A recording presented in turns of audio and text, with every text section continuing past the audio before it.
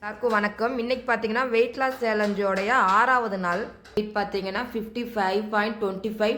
நான் ஆல்ரெடி சொன்ன மாதிரி தான் 55 வரைக்கும் வந்துச்சு. திரும்ப ஆட்டோமேட்டிக்காக 25 இதே லெவலில் தான் இருக்குது. இன்னும் கொஞ்சம் டயட்டை கண்ட்ரோலாக ஃபாலோ பண்ணணும்னு நினைக்கிறேன்.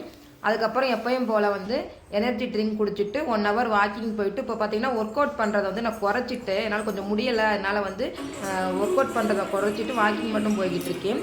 மார்னிங் எப்பயும் போல் பனானா மில்க் ஷேக் குடிச்சிருக்கேன். இன்றைக்கி பனானா மில்க் ஷேக் தான் குடிச்சிட்டு இன்றைக்கி ராமர் தசமி அப்படிங்கிறதுனால கோயிலுக்கு போகலான்ட்டு தான் கிளம்பி கோயிலுக்கு போனோம். வீட்டில் செஞ்ச பிரசாதம் இதெல்லாம் இங்கே எல்லாருமே செஞ்சு வீட்டுக்கு கொடுப்பாங்க. சின்ன பிள்ளைங்களுக்கெல்லாம் கூப்பிட்டு கொடுப்பாங்க. அப்புறம் கோயிலுக்கு போயிட்டு வந்ததுக்கப்புறம் ஒரு 11 மணிக்கு பார்த்தீங்கன்னா ஒரு 2 நெல்லிக்காய் எடுத்துக்கிட்டேன்.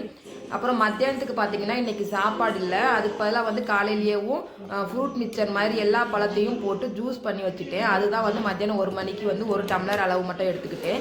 இதில் பார்த்தீங்கன்னா ஆப்பிள், ஆரஞ்சு, திராட்சை, மாதுளம்பழம், அப்புறம் தர்பூசணி எல்லா பழமும் மிக்ஸ் பண்ணி வச்சுருக்கேன். இந்த டம்ளருக்கு 1 டம்ளர் மட்டும் எடுத்துக்கிட்டேன். ஏன்னா கோயிலில் பிரசாதம் கொடுத்தாங்களா, அது கொஞ்சம் ஹெவியாக சாப்பிட்டோம். ஹெவியானா தயிர் சாதமும் கேசரியும் கொடுத்தாங்க. அது சாப்பிட்டதுனால மத்தியானத்துக்கு அதிகமாக வேண்டான்னு சொல்லிட்டு சாப்பிடல. இது வீட்டில் இருக்கவங்களுக்கு மட்டும் பார்த்திங்கன்னா தயிர் சோறும் உருளைக்கிழங்கு சாப்பிட்டது போக மீதி வச்சுருக்காங்க. நமக்கும் சாப்பிட்ணும் போல் ஆசையாக இருக்கும் இல்லையா, அதுலேயும் ஒரு வாய் சாப்பிட்டேன். அதனால் நான் மத்தியானத்துக்கு ஜூஸ் மட்டும் எடுத்துக்கிடுவோன்ட்டு எல்லா ஃப்ரூட்ஸும் மிக்ஸ் பண்ணி ஜூஸ் எடுத்துக்கிட்டேன்.